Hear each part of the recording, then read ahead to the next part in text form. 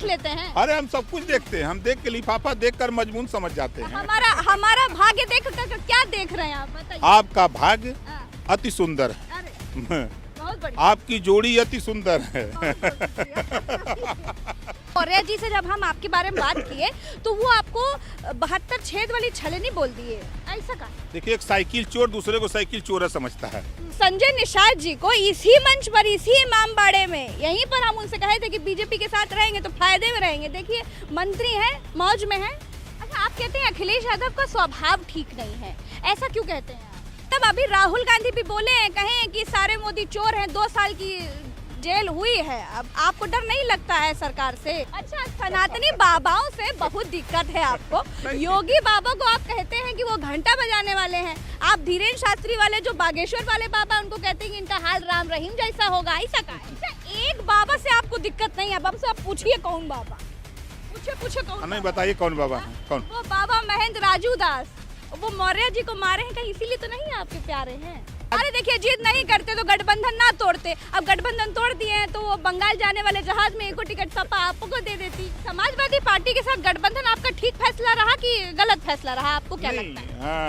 कभी कभी जानबूझ के जहर खाया जाता है। सुने, शिवपाल यादव अगर आपको प्यार से बुला ले समाजवादी पार्टी में तो आप दोबारा से गठबंधन में चले जाएंगे। सपाइयों ने अपने कार्यालय के बाहर ओम प्रकाश राजभर नो एंट्री के बोर्ड लगा दिए, पोस्टर लगा दिए। इतना अपमान का है? अच्छा, आप पहले कहते थे कि अखिलेश यादव ने सब दगे कारतूस इकट्ठा कर लिए हैं, फिर आप भी उसमें शामिल हो गए।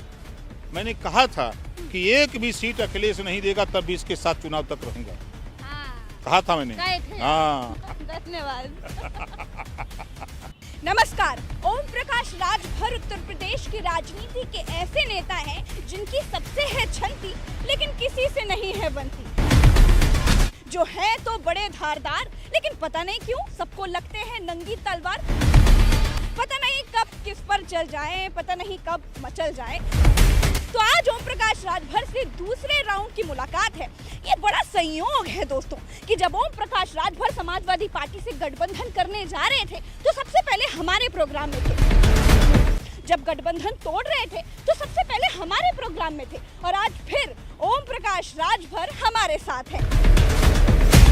आज उनसे बात होगी, आइए मेरे साथ। नमस्कार राजभर। नमस्कार। चुनाव से ठीक पहले इसी जगह पर, इसी इमामबाड़े में, इसी प्रज्ञा मिश्रा ने इसी शो में आपसे कहा था कि बीजेपी में रहिए, फायदे में रहेंगे। आपको लगता है कि आपको हमारी बात मान लेनी चाहिए थी? हम नुकसान में कहाँ हैं? हम तो फायदे में ही हैं। हम बीजेपी में थे तो 4 MLA हुए, बीजेपी से हटे तो हमारे 6 MLA हुए, और आप जैसे लोग मिले कि हमारा प्रचार प्रसार और तेजी से बढ़ा। तो बीजेपी में नहीं है ना? अरे तो नहीं है तो तब न बढ़े।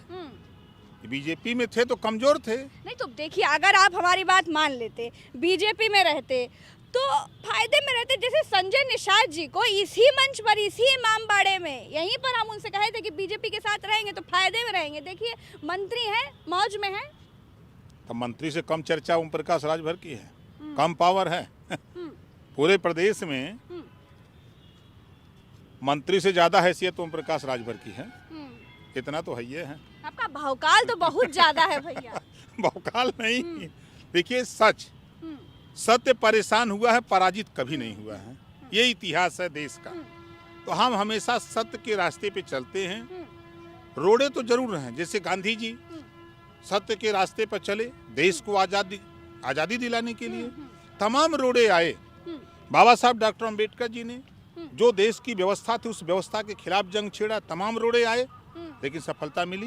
भारतीय संविधान दिया, कितना बढ़िया, और देश को आजाद करा दिया। ये बात तो ठीक है राजभर जी, लेकिन आप बहुत जिद्दी हैं। आपको नहीं लगता कि आपकी जिद आप पर भारी पड़ जाती है? नहीं, मैं कोई जिद्दी नहीं हूँ। मैं गरीब, कमजोर, वंचित, शोषित, उनके लिए जिद करता हूँ। अरे देखिए, जिद नहीं करते तो गठबंधन ना तोड़ते। अब गठबंधन तोड़ दिए हैं तो वो बंगाल जाने वाले जहाज में एको टिकट सपा आपको दे देती। नहीं। अरे हम बंगाल जाकर के स्टूल पर बैठेंगे? हम तो कुर्सी पे बैठते हैं। हम टिकट लेके जाएं जहाज से और स्टूल पे बैठे तो कितनी बड़ी बेइज्जती होगी। हम ऐसे जगह जाते हैं कि जहाँ कुर्सी मिले। जो नेता बंगाल गया, नेताओं को तो कुर्सी बहुत प्रेम होता है भैया, कुर्सी से। हाँ। कुर्सी की लड़ाई ही होती है, लेकिन नेता जहाज से जाके स्टूल पे बैठ रहे हैं, ये बहुत दुखद बात है। ऐसा नहीं होना चाहिए था नेता के साथ। अच्छा, हाँ, तो आपको क्या लगता है कि अभी अखिलेश यादव वो कहे हैं कि आप पर आत्मा का साया है, और झाड़ फूक कराए हैं कि नहीं कराए हैं?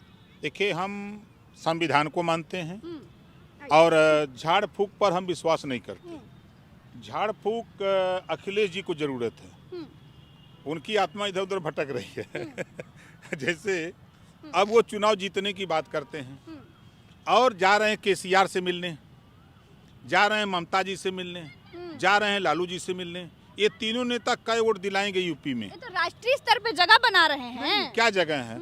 ये तीनों नेता आके यूपी में कई वोट दिलाएंगे? वोट अगर चाहिए तो मायावती जी के यहाँ कुर्सी मिलेगी, 15% वोट मिलेगा।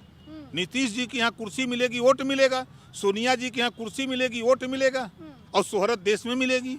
तो ये लड़ाई मजबूत है, न कि बीजेपी को जिताने के लिए आप मोर्चा बना रहे हो अपने बचने के लिए। तो झाड़ फूक की जरूरत तो उनको है ना, हमको नहीं है। अच्छा, अभी जिद की बात कर रहे थे, झाड़ फूक की बात के बाद सीधे जिद पर आ जाते हैं। आपने जिद की, आप बीजेपी में आइए, नहीं इधर आइए, आप बीजेपी में बने बनाए मंत्री थे, आपने मंत्री पद को लात मार दी।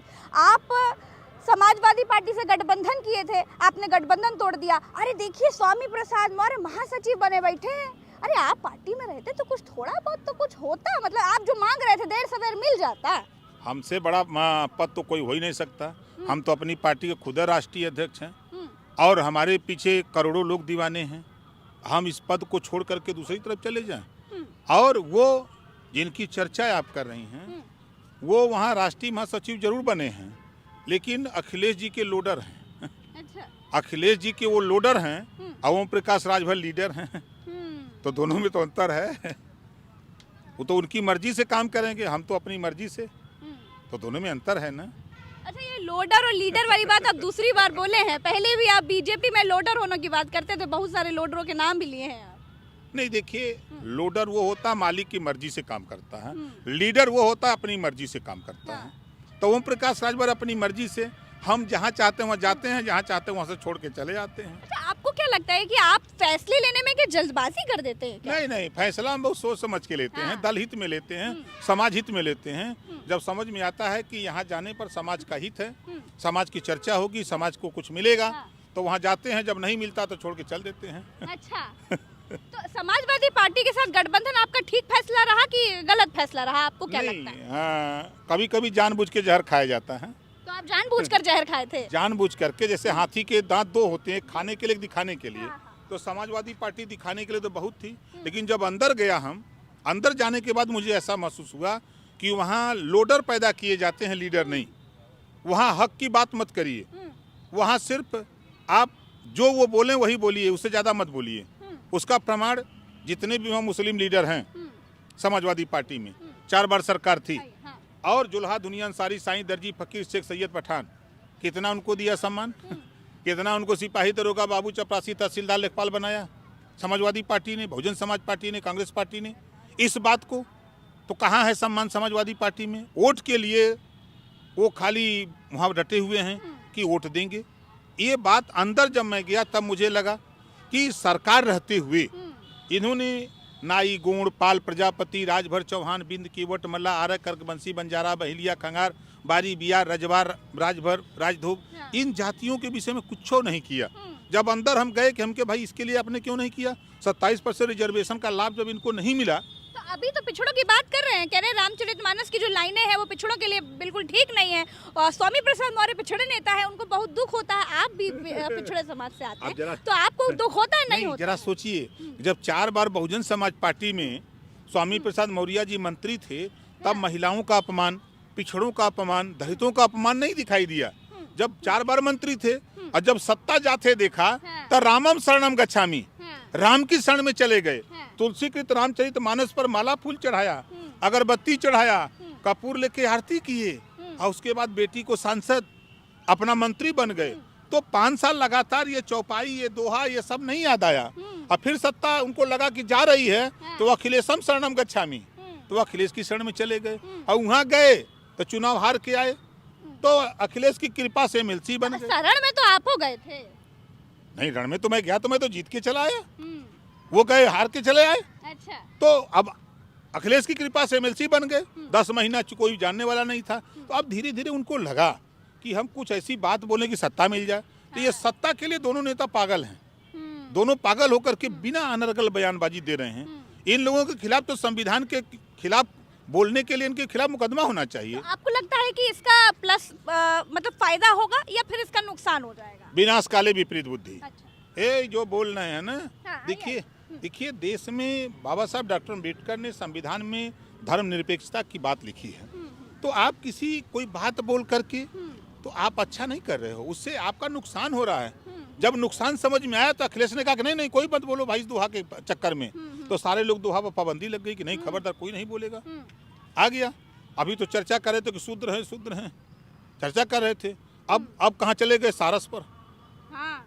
ये खाली बहका रहे हैं। ये हिम्मत नहीं है कि सामाजिक न्याय समिति पर उनके यहाँ चाहे स्वामी प्रसाद मौर्य हो, चाहे अखिलेश जी हो, चाहे कोई नेता हो। अच्छा, सारस से याद आया, अखिलेश यादव सारस के साथ फोटो खिंचा लिए तो जो है सारस को पक्षी विहार वाले, वन विहार वाले उठा के ले गए। आप इसीलिए तो गठबंधन नहीं तोड़ दिया कि ना रहेगा सपा साथ गठबंधन, ना रहेगा सीबीआई ईडी का डर, ना सीबीआई का डर। अगर सारस को उठा ले गया वन विभाग तो अखिलेश जी को चाहिए था कि भैंस के यहाँ चले जाते, गाय के यहाँ चले जाते, बैल के यहाँ चले जाते, तब किसको उठा के ले जाते ये वन विभाग वाले, तब न समझ में आता। लेकिन अब वही है कि खाली सत्ता के लिए ये पागल होकर के अनर्गल बयानबाजी है और कुछ है नहीं। और जनता 4 बार सत्ता में ये लोग रह चुके हैं। जनता इनको परख ली है कि कितना इनसे लाभ और हानि है, इस बात को समझ लिए हैं। तो अब ये लोग सत्ता के लिए तड़फड़ा रहे हैं। अब उस तड़फड़ाहट में क्या बोल रहे हैं उनको खुद नहीं समझ में आ रहा है। अच्छा, धर्म वरम की बात जब निकल ही आए हैं राजभर जी, तो हम ये पूछना चाह रहे थे कि आप अपनी कुंडली वो बागेश्वर वाले धीरेन्द्र शास्त्री बाबा को काहे नहीं दिखा देते हैं? बाबा सब जानते हैं, भविष्य बता देंगे। नहीं, हमसे ज्यादा भविष्य कौन जानता है? जिसको हाथ दिखाना हमारे यहाँ आवे, हम दिखा दें। हम हाथ देख लेते हैं। अरे हम सब कुछ देखते हैं, हम देख के लिफाफा देख कर मजमून समझ जाते हैं। हमारा भाग्य देख कर क्या देख रहे हैं आप बताइए? आपका भाग्य अति सुंदर है। अरे बहुत बढ़िया। आपकी जोड़ी अति सुंदर है। अच्छा, सनातनी बाबाओं से बहुत दिक्कत है आपको। योगी बाबा को आप कहते हैं कि वो घंटा बजाने वाले हैं, आप धीरेन्द्र शास्त्री वाले जो बागेश्वर वाले बाबा उनको कहते हैं कि इनका हाल राम रहीम जैसा होगा, ऐसा का है? नहीं, देखिए महात्मा घंटा तो बजाते हैं, मंदिर में जाते हैं। कोई भी पुजारी जाता है मंदिर में तो वहाँ भगवान की पूजा करता है, उसके बाद क्या करता है? घंटा बजाता है ना। तो हमने क्या बुरा बोला है? अच्छा, एक बाबा से आपको दिक्कत नहीं है, अब हमसे आप पूछिए कौन बाबा? पूछे कौन? नहीं, बताइए कौन बाबा है? कौन? वो बाबा महेंद्र राजू दास, वो मौर्य जी को मारे हैं, कहीं इसीलिए तो नहीं आपके प्यारे हैं? नहीं, वो बाबा तो उस दिन मैं भी गया था, जो ठेला हुआ था मारपीट वाले मामले में बता रही हैं, मैं भी गया था। अभी तो मिले थे अयोध्या में हमसे, अयोध्या में मिले, सलाम दुआ हुआ। तभी तो पूछे, मौर्य जी को मारे हैं तभी तो नहीं प्यारे हैं? नहीं, प्यारे नहीं। देखिए, हम फिर कह रहा हूं कि बाबा साहब डॉक्टर अम्बेडकर ने जो संविधान में व्यवस्था दिया धर्मनिरपेक्षता की, तो आप किसी के खिलाफ बोल करके किसी को मत आहत करिए।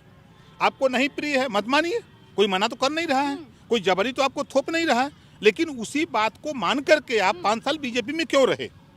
आप मंत्री क्यों बने रहे? आप अपनी बेटी को सांसद बना लिए हैं। अगर आपको तकलीफ है तो पहले बेटी से इस्तीफा दिलवा दो। बेटी जो सांसद है भाजपा में, महिलाओं का अपमान अगर समझ में आ रहा है तो महिला को वहाँ सांसद बना क्यों रखे हो? हटाओ वहाँ से। कहते हैं हर समझदार व्यक्ति समर्थन दे रहा है हमारी इस बात को। ओम प्रकाश राजभर तो नहीं दे रहा है। और मैं तो देख रहा हूँ कि धरती पर लोग गाली दे रहे हैं। अच्छा, मौर्य जी से याद आया, मौर्य जी से जब हम आपके बारे में बात किए तो वो आपको 72 छेद वाली छलनी बोल दिए, ऐसा का है? देखिए, एक साइकिल चोर दूसरे को साइकिल चोर समझता है। अब जैसे वो बसपा में थे, अगर कांसी राम जी ने उनको नेता बनाया, मंत्री बनाया, अगर वो जरा सा भी मानवता होती तो बहुजन समाज पार्टी छोड़ के नहीं जाते, पहली बात।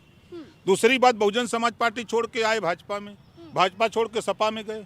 3 दल तो वह खुद बदले हैं, 3 स्थान हो गया, 3 देवस्थान ठोक लिए, अब चौथा खोज रहे हैं कि कहाँ मिले। तो उसी तरह वो सबको सोचते हैं। ओम प्रकाश राजभर मालिक की हैसियत से जाता है, लोडर की हैसियत से नहीं, वो लोडर हैं।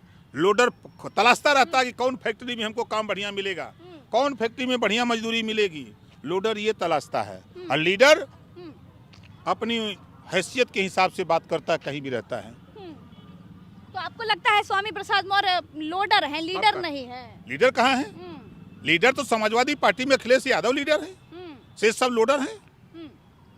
अच्छा, हम सुने शिवपाल यादव अगर आपको प्यार से बुला ले समाजवादी पार्टी में तो आप दोबारा से गठबंधन में चले जाएंगे? गठबंधन में नहीं जाएंगे, लेकिन चाय पीने जाएंगे। चाय पीने जाएंगे? चाय पीने जाएंगे। आपकी चाय बड़ी मशहूर है, आप सबके साथ चाय पीते हैं और फिर कंफ्यूज हो जाती मीडिया की आखिर कौन सी वाली चाय का असर दिखने वाला है। हम चाय पी के टटोलते रहते हैं कि क्या हो रहा है, क्या चल रहा है, क्या खेल हो रहा है। तो चाय पीते हैं, संबंध हमारा है।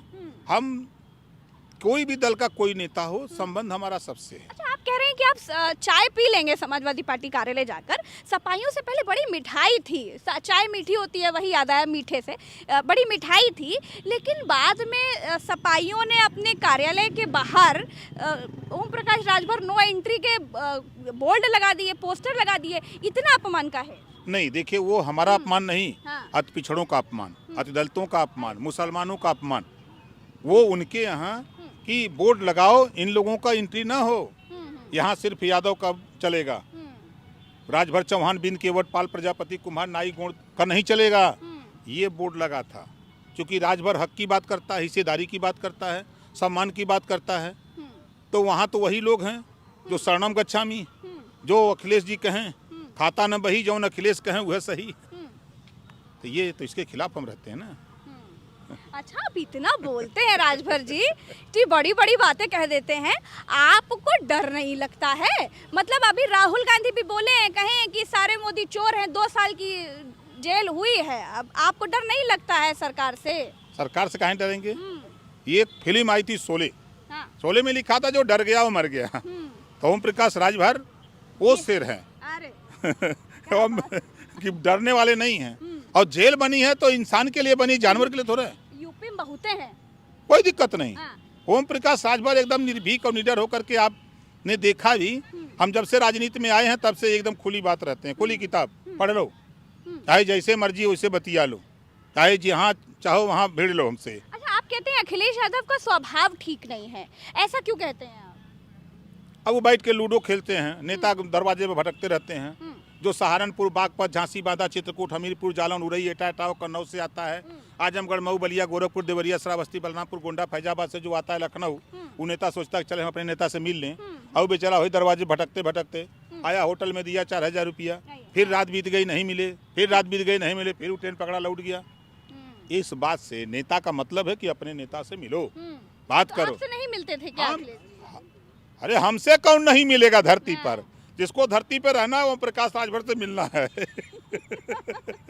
अच्छा, आप पहले कहते थे कि अखिलेश यादव ने सब दगे कारतूस इकट्ठा कर लिए हैं, फिर आप भी उसमें शामिल हो गए। हमने हाँ। बिल्कुल दगे हुए कारतूस अगर हमने कहा था तो मैंने जितने लोगों को इकट्ठा किए थे उसमें दगा हुआ कारतूस, उसमें बारूद भर करके हमने अंबेडकर नगर, आजमगढ़, गाजीपुर, मऊ, बलिया, बस्ती भारतीय जनता पार्टी का खाता नहीं खोलने दिया। ये दगा हुआ कारतूस ओम प्रकाश राजभर ने करके दिखाया, खाता तक नहीं खोलने दिया। 47 से 125 सीट पर समाजवादी पार्टी को पहुंचा दिया और भारतीय जनता पार्टी का साथ छोड़ा।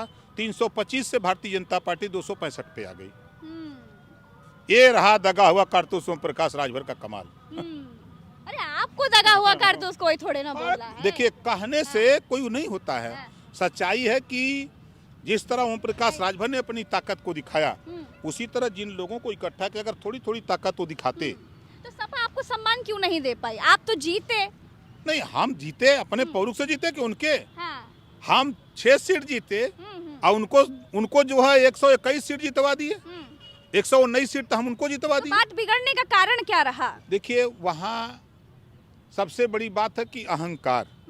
हमको जो उन्होंने सीट दी, 16 सीटें दी, 12 सीटों पर कह रहे हैं कि हमारा प्रत्याशी लड़ा दो। अब हमारी पार्टी के लोग क्या करेंगे? जिद करके उन्होंने अपना प्रत्याशी लड़ाया और डमी कैंडिडेट देना शुरू किया कि कुल हार जाए। वो तो हम लोग अपना क्षेत्र में अपने बदौलत हम लोग लड़ करके जीत के आए हैं। और नहीं तो ये इनकी जो चाहत थी समाजवादी पार्टी मान लिया कि ओम प्रकाश राजभर गलत था, बाबू सिंह कुशवाहा भी गलत थे, उनको कहा हमारी पार्टी में आ जाओ, 4 सीट ले लो। प्रेमचंद प्रजापति, बाबू रामपाल, राम सागर बिन, अनिल चौहान जैसे लोग, सब लोग उनके यहाँ से दुखी होकर के लौट गए। लेकिन मैंने, शायद याद होगा, आपने सुना होगा, मैंने कहा था कि एक भी सीट अखिलेश नहीं देगा तब भी इसके साथ चुनाव तक रहूंगा। कहा था मैंने। हाँ, इसी नाते कहा था कि जब वो दौड़ा रहे थे हमको सीट को लेके, हमने कहा कि एक भी सीट नहीं दोगे भाई तब वो तुम्हारे साथ रहूंगा चुनाव तक, और चुनाव करा करके फिर सलाम ठोकूंगा। तो वही किया। अच्छा, राजनीति में थोड़ा सा तो मतलब आसान, थोड़ा सा ढीला होना चाहिए, लेकिन आप इतने कड़क हैं, अपने उसूलों पर चलते हैं, अपनी जिद मनवा के रहते हैं, ऐसे कैसे काम चलेगा राजभर जी? चलेगा, क्यों नहीं चलेगा? देखिए, राजनीति में जो बाबा साहब डॉक्टर अम्बेडकर ने संविधान में व्यवस्था दिया, तो उस व्यवस्था के तहत जनता चुन के भेजती है सदन में लड़ने के लिए, और लोग आते हैं तो पीछे बैठ के सुरती मल के खाते हैं। तो बहुत लोगों को देखा हूँ। और स्पीकर महोदय पूछते हैं कि बताओ भाई ये इन मुद्दों पर कितने लोग सहमत हो। तो पीछे से पूछते हैं क्या बात है, तो कदो हाथ उठाओ, तो वो हाथ उठा देते हैं। फिर पूछते हैं कि भैया काहे हाथ उठाए हो, तो कहा पता नहीं काहे हाथ उठा दिए। अब बताओ, यही सीना तो जनता चुन के भेजती है। जनता चुनती है अपनी समस्या के लिए। आपने देखा होगा, अभी सदन चला है, जो बात मैं आपके सामने बोल रहा हूँ, घरेलू बिजली के बिल माफी पे, एक समान अनिवार्य फ्री शिक्षा, गरीबों का इलाज फ्री, जातिवार जनगणना, जितने मुद्दे हम, चाहे शराबबंदी का मुद्दा हो, जितने मुद्दे हम आपके सामने बोल रहे हैं, वही जनता के बीच में बोलते हैं, वही सदन में बोलते हैं।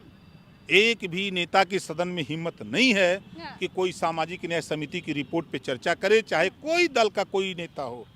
हिम्मत नहीं है। अगर हिम्मत है तो ओम प्रकाश राजभर बोलता है। घरेलू बिजली के बिल माफी के सवाल पे सदन के अंदर अगर बोलता है तो ओम प्रकाश राजभर आपके सामने, चाहे जनता के बीच में, जहां भी बोलता है एकदम खुले। ओम प्रकाश राजभर अपने आप को बिल्कुल जमीनी नेता बताते हैं, अपने कार्यकर्ताओं के लिए हमेशा जूझते हैं, लड़ते हैं, हमेशा उनका हक की बात करते हैं, लेकिन कहीं ना कहीं दिल में थोड़ा तो लगता होगा कि सत्ता के साथ, पावर के साथ रहना बहुत लाभकारी होता है, मंत्री होना बड़ा लाभकारी होता है। बहुत सारे काम ऐसे होते हैं जब आपके पास पावर होती है तब आप कराते हैं, तो आपको लगता है इसकी कोई कमी कभी? नहीं, कभी हमने कमी महसूस नहीं की। देखिए, हम, सत्ता हमारे लिए महत्वपूर्ण नहीं है। हमारे लिए वो चीज़ें हैं कि हम वो काम करते हैं, गुलामों को गुलामी का एहसास करा रहे हैं, जिनके दरवाजे पर आज़ादी के 75 साल में 7 दशक से लोग वोट दे रहे हैं। उनके दरवाजे ना तो शिक्षा पहुंची, ना उनके दरवाजे स्वास्थ्य पहुंचा, ना उनके दरवाजे पर विकास की कोई किरण पहुंची, ना रोजगार मिला, ना नौकरी मिली। उनको कोई आज तक आज़ादी क्या होती है, उससे क्या क्या लाभ है, संविधान बना तो संविधान से क्या चीज़ें मिलनी चाहिए, उनको खुद नहीं पता है। तो उनको हम एहसास कराते हैं कि देखो, ये वोट बाबा साहब ने जो दिया है, ये वो पावर है, इसी से तुम अपने बच्चे को अच्छी शिक्षा, इसी से तुम आवास, इसी से शौचालय, इसी से पेंशन, इसी से नौकरी, इसी से रोजगार पा सकते हो। अभी तक नेताओं ने आपको गुलाम बना के रखा है, इस गुलामी से छुटकारा पाओ। अच्छा, 2024 के लिए क्या प्लान है आपका राजभर जी? देखिए, 2024 के लिए हम आधी आबादी महिलाओं की है। अभी हमने देखा कि आपने फैजाबाद मंडल, आजमगढ़ मंडल, दिल्ली वाली बीजेपी के साथ गठबंधन के लिए कुछ प्लानिंग चल रही, गोरखपुर मंडल, 4 मंडलों में हमने महिला सम्मेलन किया। उनको समझा रहे हैं कि लोकसभा विधानसभा आधी आबादी महिलाओं की है, तो आधी सीटें लोकसभा विधानसभा की आरक्षित हो जाएं। नौकरियों में 50% सीटें आरक्षित हो जाएं। शिक्षण संस्था चाहे प्राइवेट हो चाहे सरकारी, 50% सीटें आरक्षित करा लो। प्रदेश में शराबबंदी, अगर गांधी जी का प्रदेश और सरदार पटेल का प्रदेश में शराब बंद हो सकती है, तो भगवान राम और कृष्ण की धरती उत्तर प्रदेश की है, यहाँ भी शराब बंद होना चाहिए। इसके लिए अपार जन समर्थन महिलाओं का मिला मुझे, और बड़ी संख्या में लोग अपने अपने साधन से चल करके आए। तो एक हम आधी आबादी को समझा रहे हैं, जो वंचित लोग हैं आज़ादी के बाद, जिनको हक हिस्सा नहीं मिला, उनको भी समझा रहे हैं। अभी हम अपनी ताकत पैदा कर रहे हैं, और ताकत पैदा करके गठबंधन तो देखिए 2 महीना, 3 महीना, 4 महीना, चुनाव जब रहता है तबे होता है। चाहे सपा तो फायदा भी देता है भाई, ताकत रहेगी तभी ना।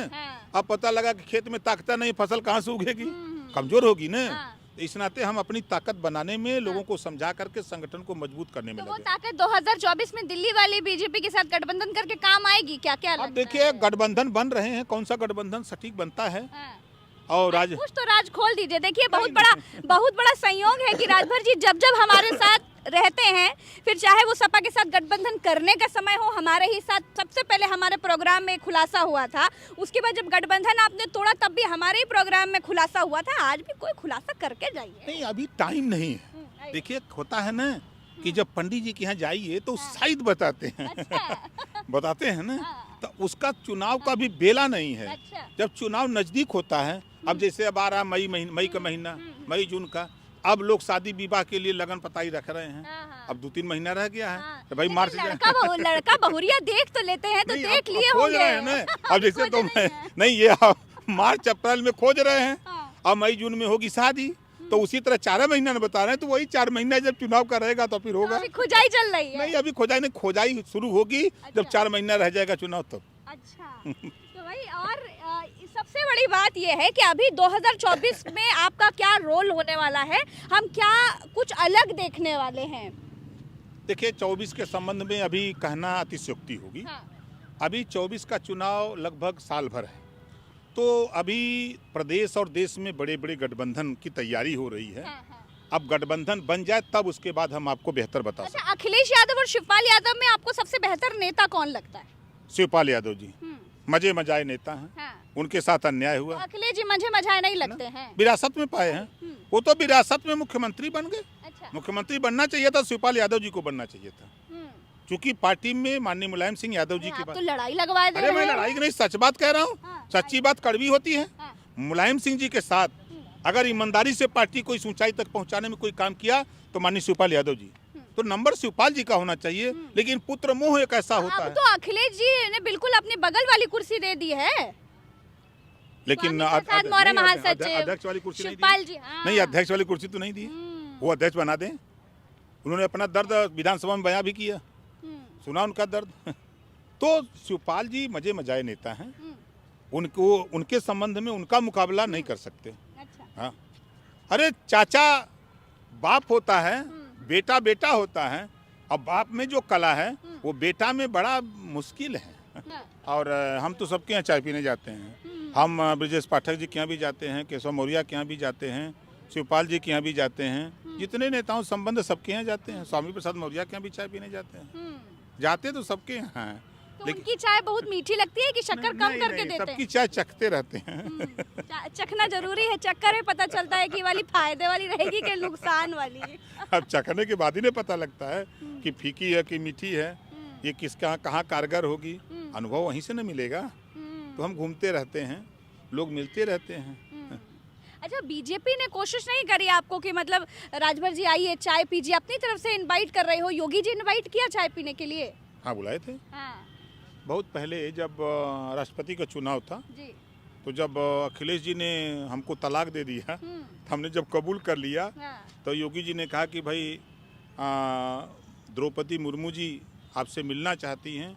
और उन्होंने हमारे यहाँ मैसेज दिया है, और हम लोग दलित की बेटी को राष्ट्रपति बनाना चाहते हैं। हाँ, उसमें आपका सहयोग के लिए उन्होंने निवेदन किया कि राजभर जी को बुला लीजिए। उनके पास 6 वोट है, तो उसी में उन्होंने बुलाया था, चाय पिलाई।